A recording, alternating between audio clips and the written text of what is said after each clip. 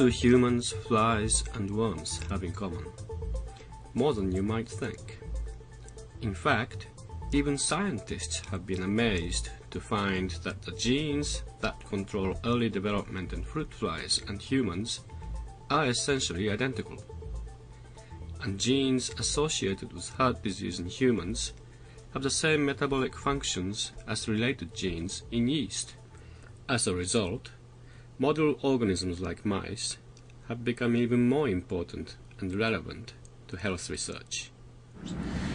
The mouse is the best mammalian system that we have, another animal that is a mammal like us, and it has several advantages compared to other mammals. One is a small organism, and it has a very rapid or relatively rapid cycle. It reproduces rapidly. Gestation in the mouse is only 3 weeks, and after another 3 weeks the pups are weaned from their mothers, and they're able to live as youngs and adults. And it is also an organism that has been studied for many, many years by many scientists, and so a lot is known about its anatomy and physiology, etc. And so the importance of the mouse for us is that we can combine all this information that has been accumulated over the years with technology that allows us to introduce mutations into the mouse genome. The genes of mice can be manipulated, and human disease genes can even be expressed in mice in order to better understand the mechanisms of diseases and how they can be treated or fixed. We study the effect of mutations that are found in patients, mutations that are known to cause neurologic disease in humans, and we want to know what the mechanism by which the mutation causes disease. And so transgenic mouse technology is one of the technologies that allow us to insert a mutation similar to what is found in patients into a different organism, in this case a mouse, and see whether that same change, that same genetic change, causes a phenotype, a behavior or a pathology in the mouse that is similar to what is seen in patients. And after doing that, seeing whether there are similar manifestations in a different organism, try to dissect what goes wrong inside the cells. A mouse in which a foreign DNA, also known as a transgene, has been incorporated into its genome is called a transgenic mouse. There are two main ways to create a transgenic mouse. First, a piece of DNA can be injected directly into a fertilized mouse egg using microinjection equipment like this.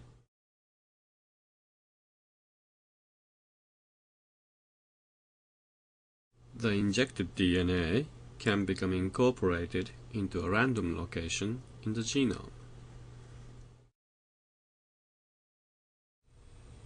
In this method, fertilized eggs are collected before the paternal and maternal nuclei have fused.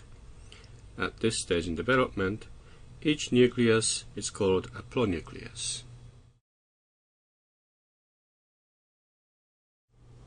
Under the microscope, a sharp micropipette is guided to penetrate the male pronucleus, and the transgene DNA inside the micropipette is injected.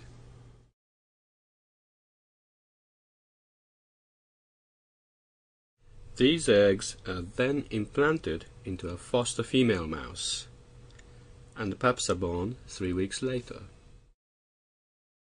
Not all pups may have successfully incorporated the transgene.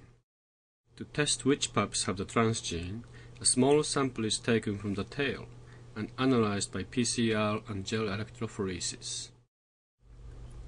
In this gel, each lane represents DNA from a different mouse. This DNA band represents a normal gene, present in all lanes.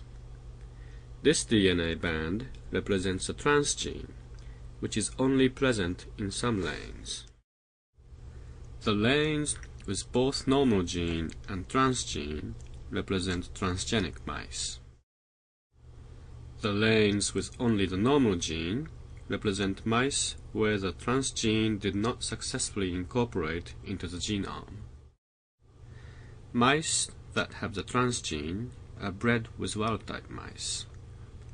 The offspring are again tested for the presence of the transgene. It is important to check that the transgene can be stably transmitted to the next generation in order to establish a line of mice that carry the new gene.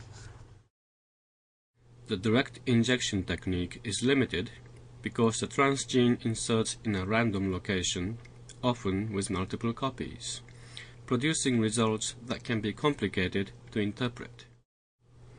To create mice with specific genotypes, a method was developed that replaces a normal gene with a mutant transgene. This method exploits a phenomenon called homologous recombination, where two homologous sequences of DNA can recombine, much like in a meiotic crossing over. A mutant transgene is created with flanking sequences that are identical to the DNA surrounding the normal target gene, and the transgene replaces the normal gene. If the mutant gene is disabled, the resulting transgenic mouse is called a knockout mouse. A modification of this technique is a knock-in mouse. Here, the transgene is inserted to a location in the genome which, if disrupted, does not have deleterious effects. Advantage of a knock-in mouse over a transgenic mouse created by the direct injection method is that only one copy of the transgene inserts to a controlled location. The disadvantage of a knock-in or knockout mouse is that homologous recombination does not occur very often in mammals. In these methods, a pair of mice with brown fur are mated. Embryos are isolated from the mother after 3 days. At this stage of the development, the embryo is called a blastocyst. Blastocysts can be cultured to make colonies of embryonic stem cells, or yeast cells. Yeast cells have the potential to develop into any cell type or tissue. Transgene DNA is then inserted to the yeast cells. One technique used is electroporation, which uses a brief electrical pulse to move the DNA to inside the nucleus. The transgene contains a marker which is used to select only those yeast cells that have integrated the transgene DNA. The selected yeast cells are then cultured to form their own colonies. PCR and Southern blots are then used to test the colonies to find the cells in which a homologous recombination has occurred.